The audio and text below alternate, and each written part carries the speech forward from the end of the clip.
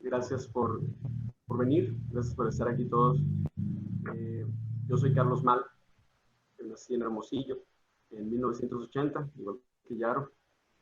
Eh, pues yo estoy aquí porque tuve, tuve una idea muy extraña y fue pues hacer una novela gráfica eh, sobre la historia de Sonora, la historia de México, la historia de Sonora, pero quise un poquito ese experimento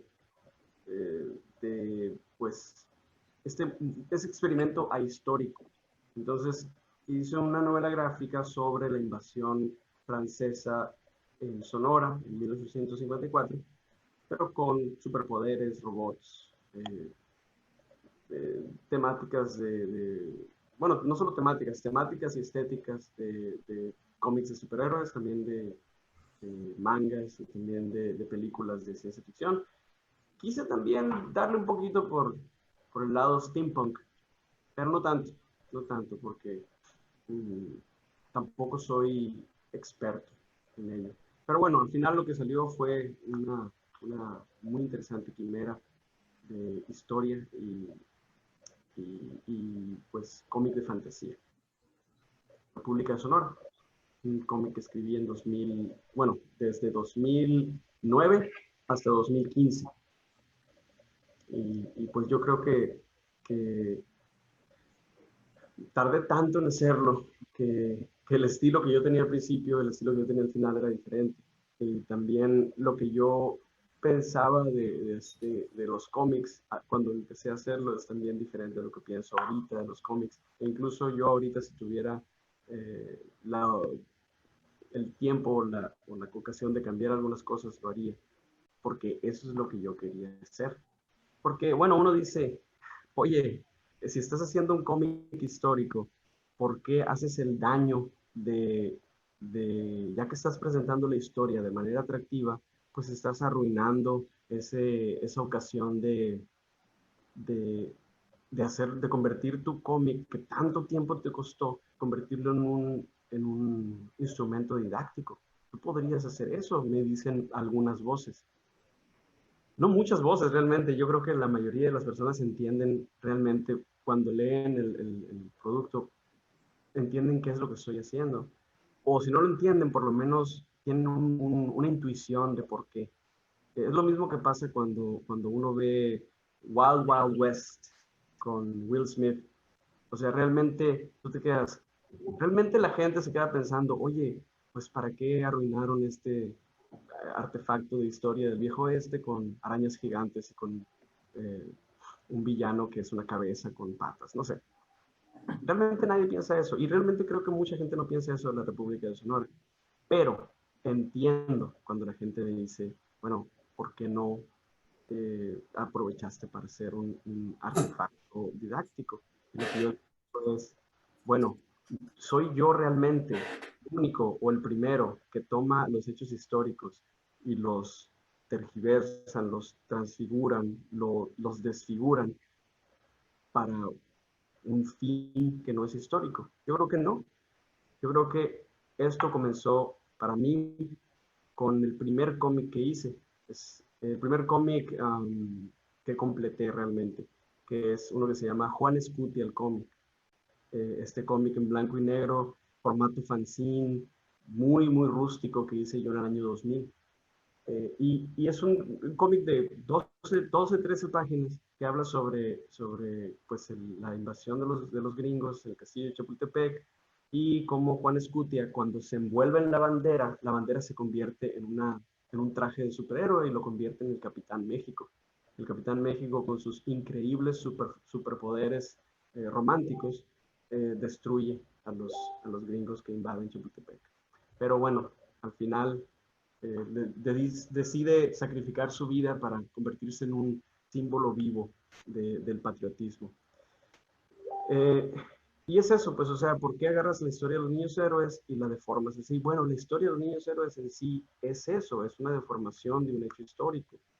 La invasión del conde Gastón de José Bulbón La invasión de Sonora por parte del conde francés Gastón de Roster-Bourbon también fue increíblemente desfigurada por la historia nacional para convertirlo en un melodramático rollo súper edulcorado, tratando de poner a una señora como la mayor heroína de todo México, porque el conde Gastón le dio el sombrero y se rindió ante ella, cosa que nunca pasó, no sucedió, pero aquí en Sonora se lo creen eso así como si fuera religión. En Guaymas se lo creen así. No pasó, no pasó, no sucedió. También el mismo conde, el protagonista de esta historia, en los textos históricos, él asegura que estaba súper enamorado de una muchacha en Magdalena que se llamaba Antonia, que tenía largas trenzas rubias como oro, unos ojos azules y unos labios rojos, ¿no? Esta mujer no existió, no existió. El conde Gastón inventó una mujer mexicana para congraciarse con los mexicanos, para evidenciar que él estaba en contacto con las raíces de México, que por cierto era una mujer rubia, ¿no? Eh, tonterías, pues el conde nunca estuvo enamorado de una rubia sonorense que no está en ningún registro histórico. Tampoco los niños héroes, la mitad de sus historias son pura basura también. El Pípila no existió. Bueno, no soy el único ni soy el primero en tergiversar la historia. Yo le pongo robots, pero al menos yo le pongo robots no para engañar a la gente o para fomentar el nacionalismo, para que la gente pues, se meta al ejército. No sé, no sé. Por lo menos yo le pongo robots a sabiendas que es nada más o para divertirme, o para divertir a los demás, o la mejor de mis funciones, para chingar a la gente que se molesta con esto. Me encanta, es algo que he hecho siempre toda mi obra, desde literatura, cómics, mis murales, etcétera. Todo es para chingar a los que se enojan por eso. Okay. Yo soy profe de secundaria. Yo soy profesor de geografía, de literatura, de francés, de arte y de improvisación teatral. Doy clases de todo. Y pregúntame si he utilizado la República de Sonora en mis clases. Por supuesto que no. Por supuesto que no, porque así como tú lo dices, eh, pues eh, hay una versión de la historia para la escuela, porque yo no estoy en una escuela así finlandesa, Montessori, soy en una escuela normal, una escuela secundaria normal. Entonces no voy a llegar a ellos y decirles, oigan, todo lo que saben ustedes de historia es un fraude, eh, el patriotismo no sirve para nada, las banderas son dañinas. No les voy a decir eso. Además está en la Constitución, en el artículo 3º, que yo tengo que fomentar el patriotismo. Entonces, me guste o no me guste, yo tengo que, porque pues soy maestro. Entonces, sí, ok, te lo entiendo. No puedo utilizarlo como artículo didáctico, pero nunca fue la intención. Nunca fue la intención. Y, y pues lo didáctico, lo artístico pueden ir de la mano, de la mano a veces, pero pues no necesariamente, ¿no? Yo he estado haciendo cómics desde que tengo 8 años. En realidad, escribo, hago cómics, hago canciones, hago un montón de cosas. O sea, es una de las facetas de mi expresión personal. Y, y este cómic pues era es parte de hecho de un proyecto largo de cómics históricos. Mm, en algún momento, perdón, en algún momento yo pensé en hacer esta serie de historias, de historia fantástica de México, como escrito, como novela. Y de hecho escribí una, no sobre historia de México, pero sí sobre literatura española, sobre literatura del siglo de oro. Los personajes son Cervantes, Quevedo, Góngora, incluso Sor Juana, el Conde de Lemus, bueno, Garcilaso, Lope, todos ellos salen y son pues villanos y superhéroes, tienen poderes, hay robots, etcétera, ¿no? Eso lo escribí, no lo hice cómic. Esto lo hice como unos 5, incluso hasta 10 años antes de la República Sonora. Y pues ya está, ya lo terminé, me gustó, pero dije yo, bueno, si voy a hacer esto con el Conde Gastón, pues en realidad podría hacerlo con... Lo exploré, hice mi investigación, hice mis ensayos de dibujo, me fui a París, y ahí en París es donde me decidí hacerlo cómic. Este es el primer cómic que yo hice que intencionalmente dije, voy a hacerlo con la calidad de impresión. Todos los otros cómics que yo había hecho eran pues solo para expresión, expresión artística. O sea, me vale si ese cómic se vende o se enseña o se difunde, solo quiero escribir cómics. Incluso cuando hice webcomic, tampoco me interesaba mucho si tenía patrocinadores, si se vendía, nada más yo quería soltar, ¿no? Pero este sí lo hice con la intención de alguna vez presentarlo a una editorial, llevarlo a alguien que lo vea, ser descubierto en una, no sé, ser descubierto.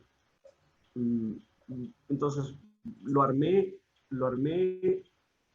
equivocándome mucho, buscándole por aquí, por allá. Lo hice solo, el cómic. Yo creo que ahorita en retrospectiva, como dije al principio, pienso diferente a como pensaba cuando empecé el cómic. Ahorita yo creo que si estuviera empezando este cómic, tal vez habría buscado algo de ayuda. Tal vez no tanto en que me ayudaran a dibujar o escribir, sino algo de consejo, ¿no? Oye, quiero armar un cómic, ¿cómo hago las páginas? ¿Qué formato uso? ¿Qué tamaño? No sé. Pero todo lo tuve que hacer sobre la marcha, digo, aprender sobre la marcha y hacerlo, pues, todo solo y todo poquito a poquito. O sea, desde el boceteo, desde mmm, aprender qué formatos eran mejores o más amigables. Y, pues aprendí mucho, es lo bueno, es lo bueno. Aprendí mucho, pero sí me tomó 6 años hacerlo todo. Y por eso también la pienso mucho. Tengo dos otras novelas gráficas en, en, en guión para yo empezar otra vez a hacer lo mismo que hice con la República Sonora, pero realmente dudo mucho, porque yo digo, realmente estoy dispuesto a otros 3, 5, 6 años para también quedarme en, en el limbo editorial como este.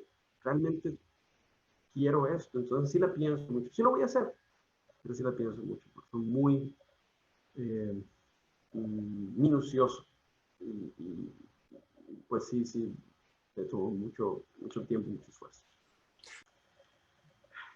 Lo que hice fue experimentar, porque al principio lo hice, la República Sonora al principio iba a tener 60 páginas nada más. O sea, hice mi guión, hice mis bocetos así en hojas blancas y pues siguiendo guión y boceto, 60 páginas quedaban. Pero luego ya me quedé pensando, me puse a leer novelas gráficas que me gustan y me dije yo, ninguna tiene 60 páginas, la verdad. Ninguna novela gráfica que me gusta tiene 60 páginas. Tienen 100, tienen 200, tienen 300. Vamos a hacerlo más largo. Vamos a explorar los personajes. Y mientras estaba haciendo esto, también me di cuenta de algo. Güey, no sabes dibujar caballos.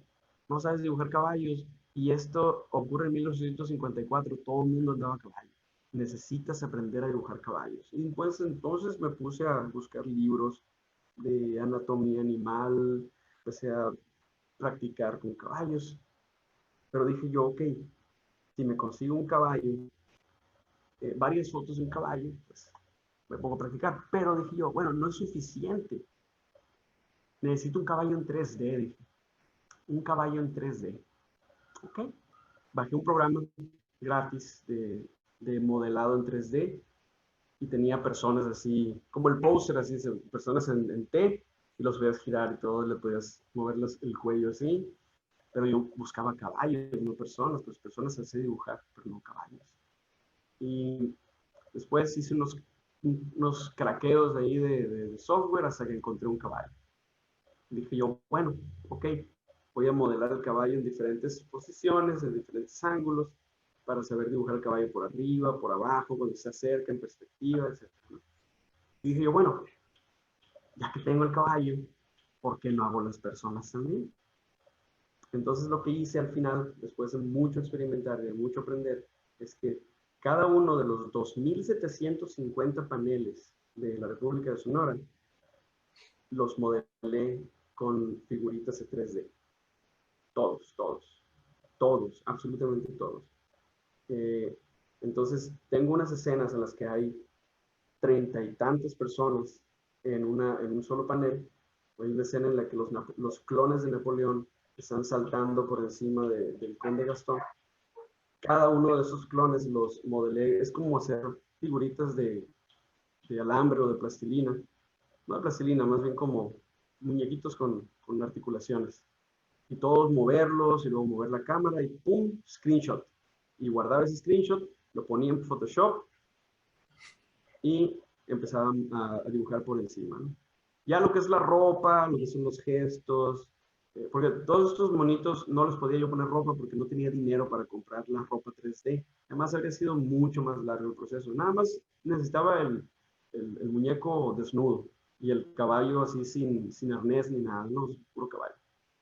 Y sin crines también, tampoco tenían crines los caballos. Y así modelé los 2.750 paneles de la República de Sonora con esos muñecos en 3D. Dibujé por encima de ellos, los coloreé con también una maravilla de programa que es un rellenado automático de todos los espacios cerrados, los rellena de un color al azar y ya después uno con la cubetita de colores va poniendo el color que va. Una maravilla eso. Si alguien necesita, yo les puedo pasar ese programa, está súper cool. Yo presenté el cómic 2 veces ante el público. 2 veces, sí, 2 veces. Cuando recién lo terminé, hice una proyección fuera de mi casa, una proyección en una pared grande con un cañón.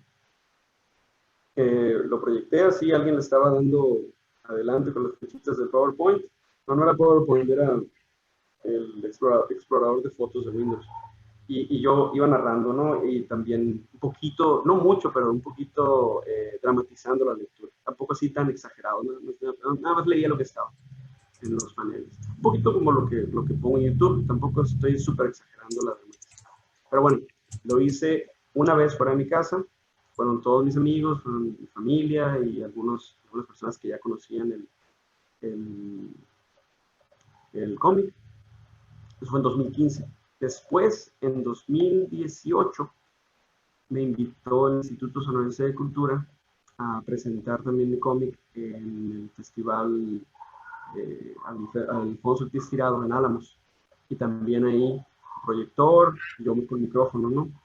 Y me di cuenta de que, ok, sí, puede estar entretenido y todo, pero es como 1 hora y media de lectura, o casi 2 horas de lectura. Puede ser un poquito cansado, solamente mi voz, y como tú dices, las imágenes yéndose muy rápido, tal vez sin tiempo de apreciar, ¿no? Sin tiempo de,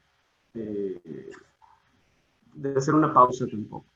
Entonces dije yo, esto necesita una producción audiovisual. En mi cómic, a propósito, no hay onomatopeyas. Mucha gente no se ha dado cuenta, pero no utilizo onomatopeyas escritas, como suele suceder en los cómics. Y eso era porque pues ya era muy de superhéroes esto de lanzar superpoderes y tener samuráis robots, como para además ponerle crack, boom, así por todas partes. Y además quise honrar un poquito Watchmen, que es de mis favoritos. Watchmen tampoco tiene onomatopeyas escritas. Entonces, como homenaje también, 0 onomatopeyas. Pero eso también hace que haya una pequeña falta de emotividad audiovisual. Y entonces dije, si yo tuviera la forma de leer esto y que alguien por atrás ahí me pusiera sonidos de balas, de caballos, de explosiones, yo creo que la presentación audiovisual del cómic sería mucho mejor. Pero pues nunca tuve la oportunidad de hacer eso y ahora que se vino la peste, salió una convocatoria del instituto en el que decían, bueno, preséntanos un video de media hora y nosotros pues te damos un apoyo económico y te damos una plataforma de difusión. Y dije yo, de aquí soy. Tengo un montón de tiempo porque pues estamos en peste y estamos en vacaciones. Y pues me puse a hacer esto, leerle, ponerle efectos de sonido y, y pues así salió. Y fue una experiencia muy enriquecedora, aprendí un montón también de edición de video, de edición de audio. No es perfecto, pero pues me gusta que pues, realmente no he visto hasta ahorita nada en México de esto. He visto en Estados Unidos, en Star Wars y de Marvel y todo, audio cómics, pero en México no había visto ninguno. No sé, a lo mejor sí hay, pero no había visto ninguno. Yo llevo 20 años escribiendo y haciendo cómics y he publicado eh, nada. El año pasado gané el concurso de libro sonorense, que es un concurso pues, de literatura de aquí. Es la primera vez que lo gano en 20 años y por fin, después de tanto tiempo, me van a publicar mi primer libro, un libro de ensayos. O sea, no he publicado nada, ni cómics, ni cuento, ni novela. Solo este libro de ensayos va a ser la primera vez que publico. La República de Sonora estuvo fácil 3 o 4 años en el limbo de que, ¿cómo se llama esta empresa? Ficción. Me lo iban a publicar. Y me decían, no, sí, pues está muy suave, verás, vamos a entrar a un periodo de germinación. Y yo, ok, germinación, sobres, ok, lo esperamos. Y luego pues, mandaba un email y, ¿qué onda con la germinación? ¿Ha germinado algo? No, nosotros te vamos a decir. Ahora, ok. Dice, me mandaron un contrato, un precontrato, algo así. Yo muy emocionado. Y ahí va el precontrato. 1 año, 2 años. ¿Qué pasó? Pues ya sé que llegó un momento en el que dijo, oye, tenemos alguna bronca si te cancelo, o sea, leí el contrato, parece que no hay o ninguna obligación ni de aquí ni de allá. Me dijeron, no hay bronca. Entonces ya, corté las relaciones con la editorial, no pasó absolutamente nada en 4 años. Es lo único que se ha visto, lo más cerca que ha estado la República de Sonora a, a más o menos ser publicada, ¿no? Y dices que también lo presentaste en el Instituto de Cultura. El Instituto Sonorense de Cultura, bueno, ellos lanzan convocatorias muy seguido para eventos culturales. Ellos me invitaron a que la presentara, pero no como impresa ni nada, o sea, que presentara así como una presentación audiovisual proyectada en pared. También me acerqué al Instituto Sonorense de Cultura en su momento para ver si había alguna especie de apoyo editorial y no hubo. Pero la respuesta y de la gente, ¿qué tal estuvo? Muy bien, la mayoría de las veces la gente estaba pues, muy interesada, les parece, sí, la gente parece estar interesada en la novela gráfica, incluso si el mensaje es antinacional, antirregional, en realidad realmente es difícil que una persona eh, se decepcione del material sabiendo un poquito ya cómo es de irreverente con la historia nacional desde el principio. Pero es como uno normalmente no se va a acercar a material mmm, del que no sabe un poquito. Y si es así, pues es cuando ocurren las sorpresas. La mayoría de la gente ya sabía lo que iba. Pues. Okay. Okay. Ahí, ¿cuáles son tus referencias? O sea, de rollo de novela gráfica, ¿cuáles serían así como tus influencias? Eh, es, es, es diferente. Pasé por dos etapas, ¿no? La etapa de la niñez, las tortugas ninja, los caballeros del zodiaco y tratar. Los caballeros del zodiaco eran mi Goku. Yo no aprendí con Goku, pues soy viejo. Y como Vini Rico, ¿no? Que aprendió con Goku y con Vegeta. Eh, para mí fueron las tortugas ninja y los caballeros del zodiaco, ¿no? Así, voy a hacer cómics de ellos. Pero ya después, pues por supuesto, llega la madurez, digamos, uno se vuelve aburrido y inmenso, y pues ya uno empieza a consumir otras cosas. Mis grandes influencias de novela gráfica eh, fueron, fueron 3 cómics que me encantaron y que yo quería hacer cómics como esos. Eran Transmetropolitan, Transmetropolitan New Wave, que es un cómic de Marvel buenísimo, chistosísimo, de superhéroes. Pero es lo que yo siempre quise hacer. Superhéroes, pero postmodernos. Ah, Next Wave, perdón, no es New Wave, es Next Wave. Gracias por corregirme, Félix. Um, Wave, estoy pensando en Caifanes y en Duran Duran. Y el tercero, que también me hizo explotar la cabeza, fue Why the Last Man. Y por último, así como que también fue un parteaguas, Scott Pilgrim. Scott Pilgrim contra el mundo. Ok. También. Esos fueron mis grandes, así como que eh, revelaciones comerciales que me hicieron decir, ok, quiero romper con lo que ya había hecho, ¿no? Porque mis novelas gráficas que más me gustan, pues son de superhéroes, son de superhéroes. Son Watchmen y es V de Vendetta. Eh, pero, pero yo en sí, cómics de superhéroes no puedo hacer. No me parece que pueda escribirlos realmente. Tengo uno de superhéroes en el tintero, que es también chistoso, y por eso me gusta tanto Next Wave. Pero no sé si realmente sea mucho lo mío. Lo que más me gusta es esto, es la historia y hacer enojar gente. Mi novela se llama La República de Sonora y mucha gente cree que voy por allá y mucha gente llega a mi novela gráfica esperanzada de que voy a hacer una especie de excepcionalismo sonorense, ¿no? De que sí, la República de Sonora porque somos tan chingones que deberíamos tener un país. No. Lee bien el cómic. Se trata de que fracasó la República de Sonora porque el conde era un perdedor y porque la idea de hacer una república a partir del estado más abandonado del siglo XIX era ridícula, y es ridícula ahora todavía tratar de hacer una república con el Estado, ¿no?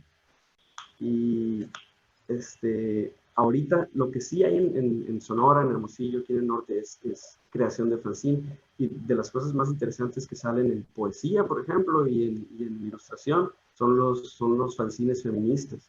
Es de lo más punk rock que hay aquí ahorita en el norte, es de lo que más vale la pena.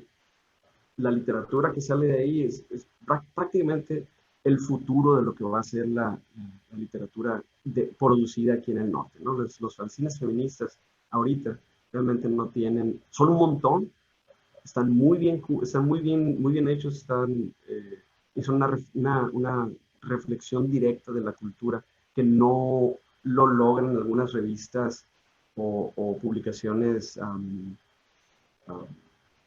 más tradicionales, ¿no? De universitarios o de pinches bohemios borrachos, ¿no? Mi cómic, La República de Sonora, ocurre en Sonora y está lleno de cactus y de viejo este, ¿no? Eh, pero, pero hay algo que es una especie de adulación regional, que es lo que a mí me parece detestable, ¿no? Que es, voy a escribir sobre qué tan genial, qué tan excepcional, qué tan bonito es ser de donde yo soy, para que mis compatriotas me echen porras, ¿no? Es como estos, estaba platicando con Félix hace uno o dos días, creo que ayer fue, sobre estos cómics sobre aztecas mágicos, portachones, que son lo mejor, ¿no? Y que son una especie sí, ya ves, el orgullo nacional gana otra vez, porque los superhéroes ahora son aztecas musculosos. Eso es como, vamos Chivas, vamos América, es como partidos de fútbol en los cómics, pues, o sea, pone un azteca fortachón como protagonista y ya todo el mundo está como que salivando, dame más aztecas fortachones, ¿no? Eh, ese tipo de idealización de lo nacional como ideal estético me parece lo más barato que hay. En realidad no quiero consumirlo.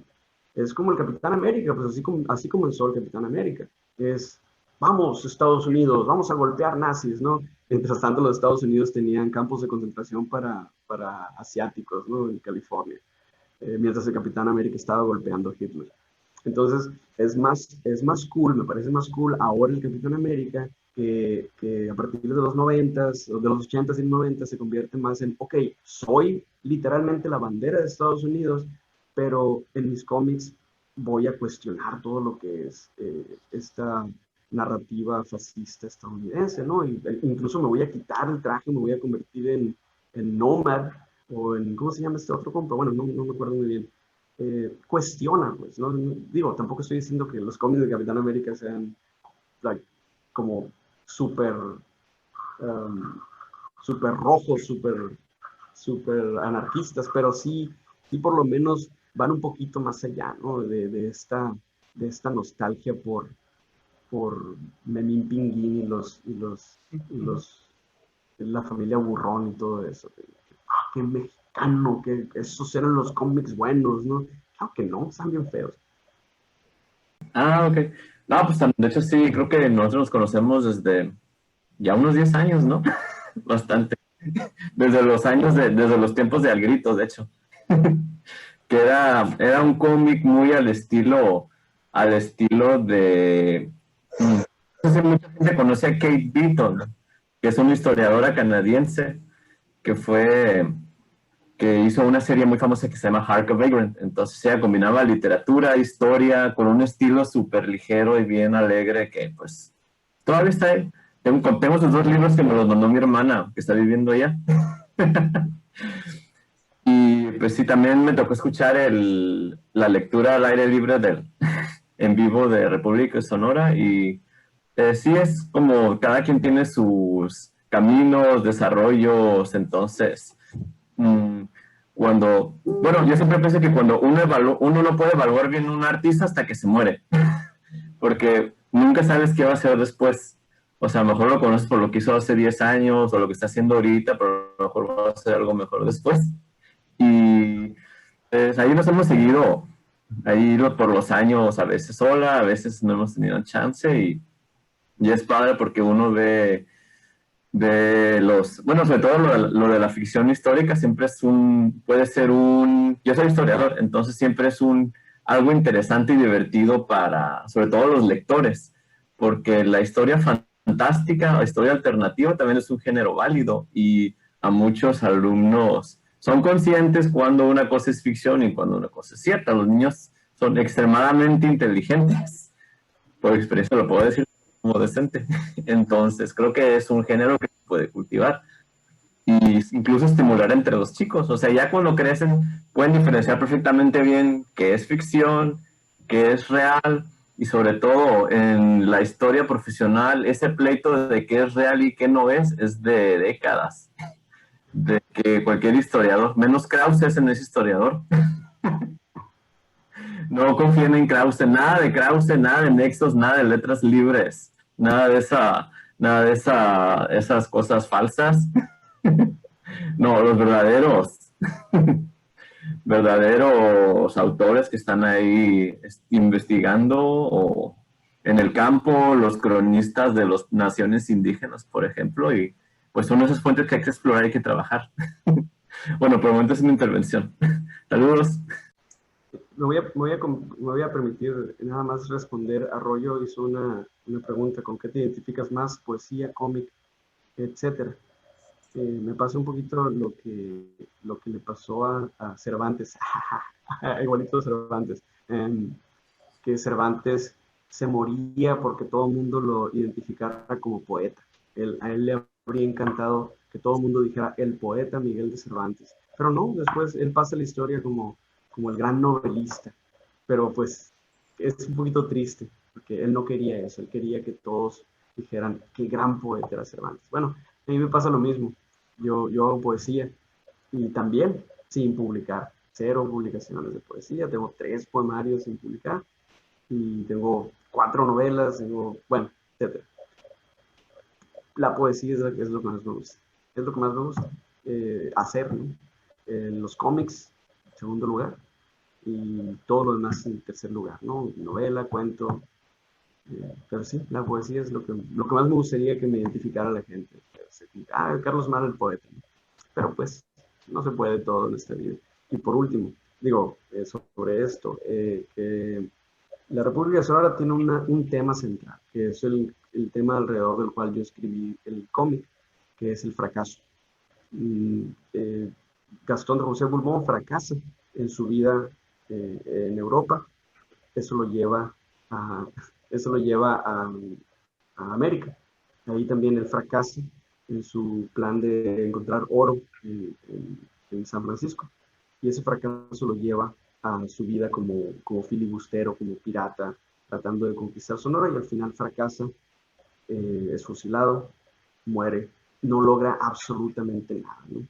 Igual las personas que en el cómic están buscando al conde para salvarlo, fracasan. Pepe Calvo, que quiere ayudar al ejército mexicano a capturar al conde, fracasa. Todo el mundo fracasa en el conde. Entonces yo estaba pensando, bueno, ¿qué me dice que yo voy a tener éxito con este cómic? Que es sobre el fracaso. Realmente no me molesta tampoco, porque pues es un poquito poético al final. No puedo realmente yo salir a vender mi obra, o sea, voy a decir, voy a buscar apoyos, voy a buscar patrocinadores. No puedo hacer eso, no puedo. O sea, ni siquiera, solamente pensar en decir, voy a ir a la oficina de fulano a decirle, oye, mira, aquí está mi cómic, ¿quieres?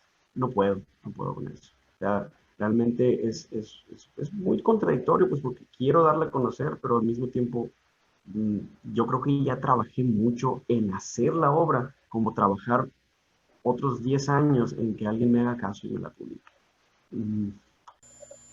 Hola. ¿Sí se escucha? Sí. Sí. Ay, felicidades. Carlos, una duda, no sé si hayan hablado de esto, que creo que es una serie, ¿no? De programas los que están haciendo.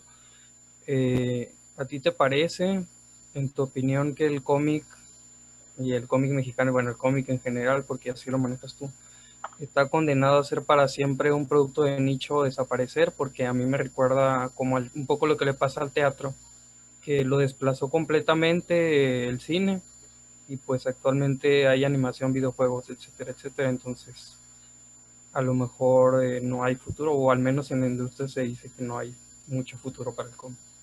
Esto se parece a una pregunta de miércoles de preguntas, Félix. Y sí, entiendo el espíritu detrás de esto, pero siempre la respuesta para los libros van a desaparecer ahora que hay internet, o va a desaparecer la ópera ahora que pues es muy caro y muy difícil, o va a desaparecer los juegos de mesa porque ahora hay videojuegos. La respuesta siempre es no. De hecho, no hay una sola forma de arte que haya desaparecido. Ni una sola, ni una sola. El arte en general, ¿no? Por ejemplo, ahorita no podríamos decir que hay cabezas reducidas. Ya nadie hace cabezas reducidas. Eso sí, pues, pero hay escultura, ¿no? No va a desaparecer, no va a desaparecer el cómic mientras haya humanos. No puede, porque todas las artes son expresiones compulsivas, no son improvisaciones artificiales, sino que son espontáneas y son pues una forma natural de expresión a través de artificios técnicos, ¿no? Como dibujar, como hacer cuadritos, ¿no? Ha estado prácticamente desde siempre con nosotros y va a seguir estando. Como mencionaba al principio, muy al principio, Aarón, sobre Netflix, ¿no? La mitad de las series de Netflix están basadas en cómics.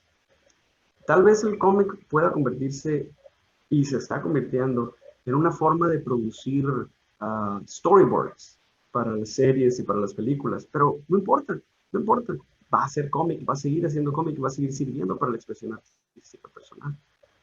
No puede desaparecer el cómic es inevitable. Pues se me ocurre que así como hiciste tu videocómic de la República de Sonora, bien podrías hacer el de el Club Chufa, ¿cómo se llama? Aquí está, a ver. De los poetas barrocos. Ah, muy bien. A mí me llamaría mucho la atención porque, bueno, no sé si también sea steampunk, Sor Juana, pero no estaría mal de todas formas, ¿no? O sea, a mí, bueno, yo soy profe de literatura, también me gusta escribir y demás.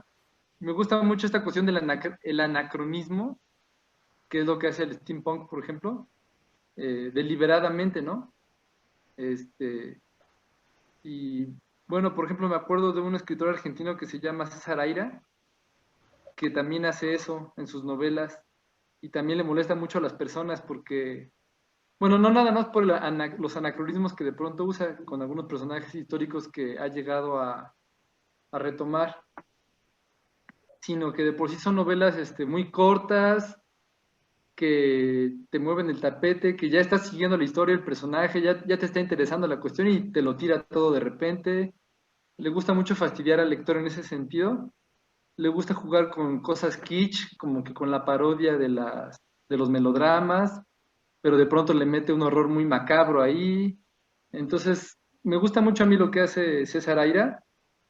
Escribe mucho, mucho, mucho, publica mucho, todos son libros muy cortos, y eso para colmo también le molesta a la gente, ¿no? Porque, porque les molesta que publique mucho, que publique cosas cortas, que publique, que de pronto todo sea como muy erudito y de pronto muy, muy simplón y muy burlón.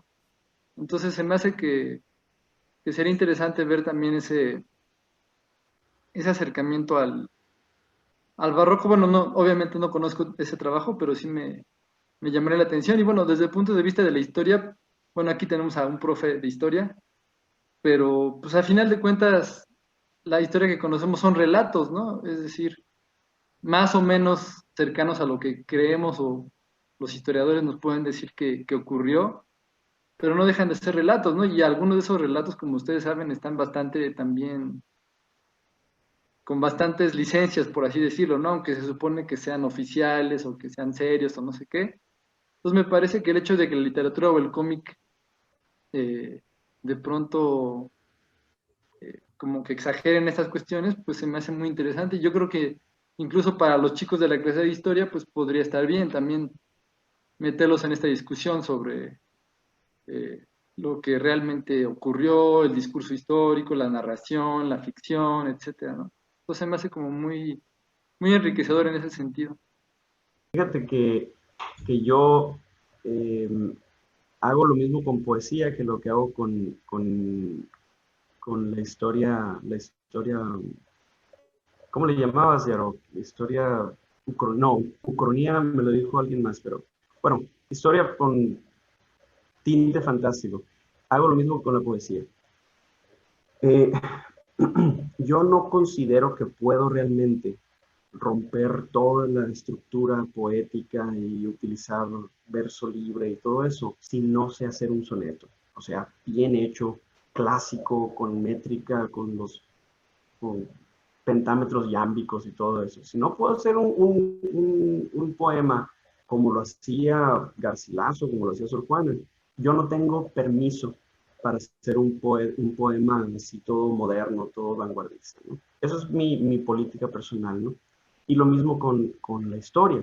Yo no puedo hacer un cómic en el que meto samuráis, perros y robots gigantes y vampiros si no me la sé bien la historia. O sea, a veces se me hace hasta flojo nada más agarrar un relato histórico y meterle cosas nada más para que sea divertido. No, en realidad te voy a aprender bien, bien, bien los datos históricos oficiales y de libros. Me leí como 7 biografías del Conde, me leí como 3 historias de México en la fiebre de oro. Me leí, bueno, tardé un año en hacer toda la investigación bibliográfica, un año completo. Y realmente no puedo realmente hacer las formas, las cosas de otra forma. No puedo realmente nada más agarrar una historia oficial y nomás porque me da la gana ponerle cosas que no van solo para molestar al lector. Me gusta molestar al lector, me gusta molestar a la gente, pero también me gusta respetar a mi lector que me lee por gusto, con un producto de calidad, ¿no? O sea, que sepan, este compa sí sabe sobre la historia de Santa Ana, por ejemplo, sí sabe las fechas. Por ejemplo, en la República de Sonora pongo Benito Juárez joven, que está visitando Santa Ana, ¿no? Y dice, como, a ver, checan las fechas, sí, checan, órale, pues, etcétera, ¿no? Es eso, vamos a hacer rock and roll, pero vamos a saber tocar la guitarra primero. ¿Cuál es el papel que juega el lector actualmente en la producción de cómic y narrativa en general? Pues fíjate que Vini, que pues los lectores, los escritores de cómic somos de los más ávidos, lectores de cómic. Pero bueno, por supuesto, el grueso de los lectores es gente que no hace cómics, es nada más que los disfruta. Y el lector, el papel que tiene es que ellos también hacen la industria en un sistema pues cruel, capitalista, en el que, por ejemplo, en México, pues ni el número más elevado de lectores te va a hacer tener algo así como éxito editorial. Entonces, el papel del lector entonces es más como de lealtad y de pues fans o seguidores, ¿no? Y el papel pues va a ser como motivar al autor a hacer más cómics o hacer mejores cómics, pero pues no más allá. O sea, los productores de cómics aquí en México y en Latinoamérica y pues abajo del Atlántico, lo que hacemos es expresar nuestro arte y trabajar en otra cosa, porque pues no vamos a vivir de los cómics. Y los lectores son parte de eso, o sea, nos van a leer, nos van a dar la retroalimentación que necesitamos para mejorar nuestro arte, pero pues aparte del apoyo moral y de darnos algunos consejos, no hay mucho más ahí. Rick Reyes me pregunta, ¿tienes ya planeado un siguiente proyecto de cómics? Tengo tres. Un cómic sobre Jesús García, ya lo tengo escrito el guión. Un cómic un cómic de superhéroes que decía con el estilo de Next Wave, también tengo guión y bocetos ya. Y tengo otro, es el que tengo menos sólido, que es no, tampoco sólido que no lo recuerdo ahorita. Bueno, esos dos. El de superhéroes se llama Maleza Man, y el otro es Jesús García, el cómic. Ahorita me acordé del otro cómic. Creo que Juan Escutia, el cómic, debe estar por ahí, en un blog. Estoy casi seguro de que por ahí anda Juan Escutia, el cómic. Así se busca Juan Escutia, el cómic, y ahí está, y creo que está gratis para descargar. Es como dibujaba yo hace 20 años, ¿eh? No me juzguen mucho. Los dibujos son un poquito torpes, ¿no? Pero pues quiero pensar que he mejorado un poquito.